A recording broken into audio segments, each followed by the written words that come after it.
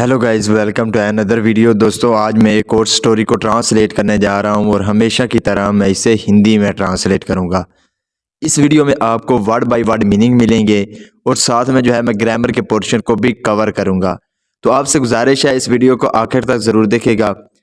Video शुरू करते हैं। वीडियो का जो टाइटल है वो है द गोल्डन बर्ड। गोल्डन कहते हैं सुनहरी को, तो सुनहरा बर्ड कहते हैं पक्षी या परिंदे को। तो द गोल्डन बर्ड यानी कि सुनहरा पक्षी, ये था हमारा टाइटल। इसको मजीद पढ़ते हैं। Once in a jungle a beautiful golden bird had made her home on a tree. Once एक बार या एक दफा, इन आ जंगल जंगल में, अ ब्यूटीफुल गोल्डन बर्ड एक खूबसूरत सुनहरा पक्षी, हैड मेड उसने बनाया था। यहाँ पे हैड के साथ वर्ब की थर्ड फॉर्म का यूज किया गया है। जब हैड के साथ वर्ब की थर्ड फॉर्म का यूज किया जाता है तो वो पास्ट परफेक्ट टेंस का वाकया माना जाता है। तो उसने क्या किया था, एक यानी कि खूबसूरत जो पक्षी था उसने बनाया था हर होम अपना घर, ऑन अ ट्री एक दरख्त पर। तो इसका क्या मतलब हुआ, once in a jungle a beautiful golden bird had made her home on a tree. एक बार एक जंगल में एक खूबसूरत सुनहरे पक्षी ने दरख्त पर अपना घर बनाया था। When she sang, shiny pearls fell from her open beak. When he sang, यहाँ पे sing की सेकंड फॉर्म है sang, यानी कि जब वो गाती थी। शाइनी पर्ल्स, पर्ल कहते हैं मोतियों को, शाइनी यानी कि चमकदार।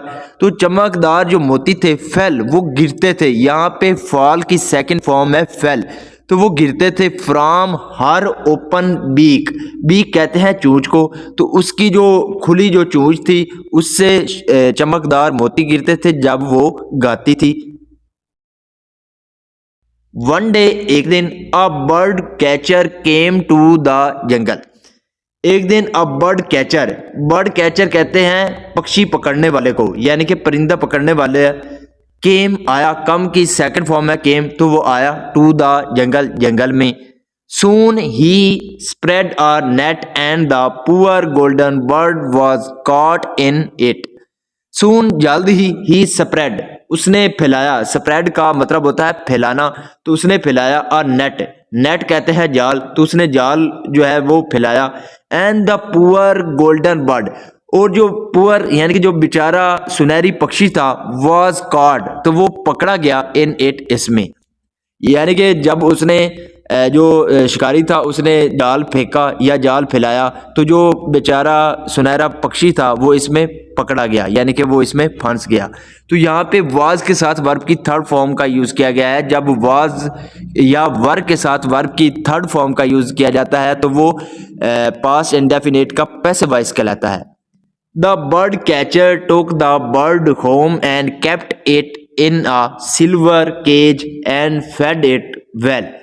The bird catcher, तो जो पक्षी पकड़ने वाला था, टुक वो ले आया, टेक की सेकंड फॉर्म है टुक, तो वो ले आया द बर्ड पक्षी को, होम यानी कि घर ले आया, एंड केप्ट और उसको रखा, इन अ सिल्वर केज, तो एक चांदी का जो केज था, केज कहते हैं पिंजरे को, तो एक जो चांदी का पिंजरा था उसमें रखा। And fed it well, feed की सेकंड फॉर्म है फेड, जिसका मतलब होता है खिलाना, तो उसे अच्छा खिलाता था। तो इसका क्या मतलब हुआ, the bird catcher took the bird home and kept in silver cage and fed it well. यानी कि जो पक्षी पकड़ने वाला था वो उस पक्षी को घर ले आया और उसे चांदी के पिंजरे में रखा और उसे अच्छा खिलाया। But the sad bird did not Singh at all, लेकिन जो वो उदास जो पक्षी था, डिड नॉट सिंग उसने नहीं गाया, एट ऑल यानी कि उसने बिल्कुल नहीं गाया था।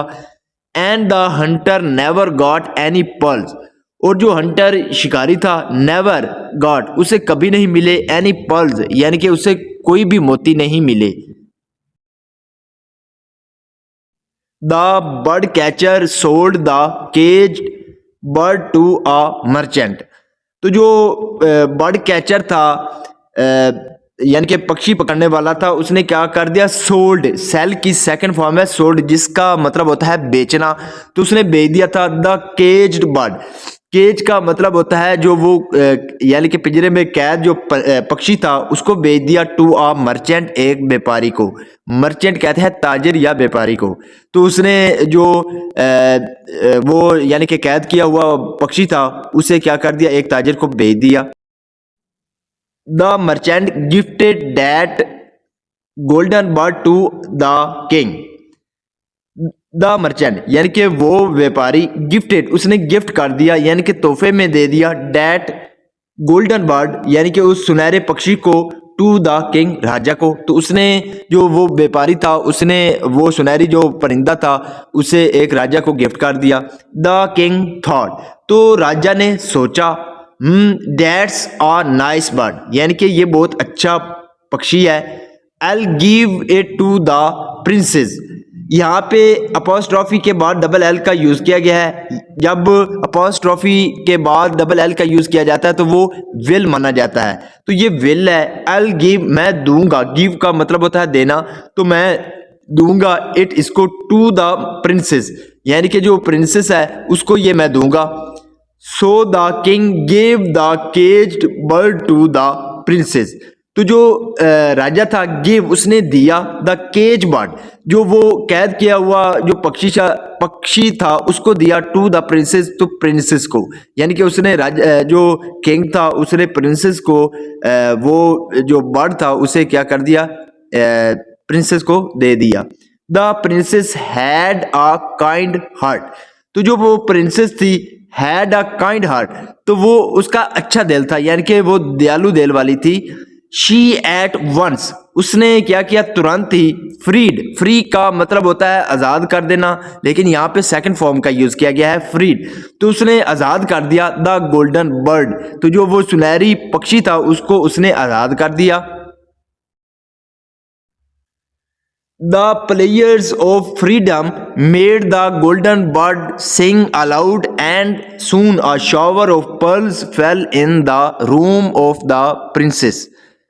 The players यानी कि जो खुशी थी ऑफ फ्रीडम आज़ादी की, मेड द गोल्डन बर्ड उसने क्या कर दिया, बना दिया उस सुनहरी पक्षी को, सिंग यानी कि उससे गाना गवा दिया जो वो गाता था, अलाउड यानी कि बुलंद आवाज से, एंड सून और जल्दी, अ शॉवर ऑफ पर्ल, शॉवर कहते हैं यानी कि बारिश, तो वो बारिश हो गई ऑफ पर्ल्स मोतियों की, फेल जो कि गिरे in the room of princess, जो प्रिंसेस थी उसके रूम में गिरे, यानी कि जैसे उसने जो प्रिंसेस थी उसने उसे अचानक जो है उस गोल्डन बर्ड को फ्री कर दिया, तो उस आज़ादी की खुशी में जो गोल्डन बर्ड था वो गाने लगा जोर से, और उसके मुंह से जो मोती हैं वो बारिश की तरह जो है उसके कमरे में गिरे।